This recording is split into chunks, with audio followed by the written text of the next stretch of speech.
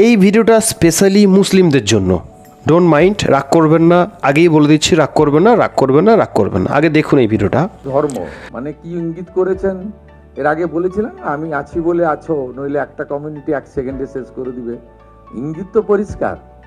এখন অবধি ট্রান্সফার হয়ে গেছে টাকা 1,45,64,472 জনের অ্যাকাউন্টে। এর মধ্যে মুসলিম বেনিফিশিয়ারি আছে 19,20,000, 19.2। যারা যোগ্য তারা হিন্দু কি মুসলিম কি বিজেপি কি তৃণমূল কি পেয়েছেন। উনি পারবেন নাকি দেখাতে এসব করে? মুখ্যমন্ত্রী নিশ্চয়ই মিথ্যা কথা বলছেন না। 19,20,000 মুসলিম মেয়েদেরকে, মহিলাদেরকে অন্নপূর্ণার টাকা দেওয়া হয়েছে। তা আমার জিজ্ঞাসা করা ছিল কিছু কিছু মুসলিম মৌলানাদেরকে, এই টাকাটা কি হালাল না হারাম? এটা কি ব্যবহার করা যাবে নাকি ব্যবহার করা গুনাহ? এরা কি সব জাহান্নামী যারা মানে টাকাটা নিচ্ছে, ব্যবহার করতেছে?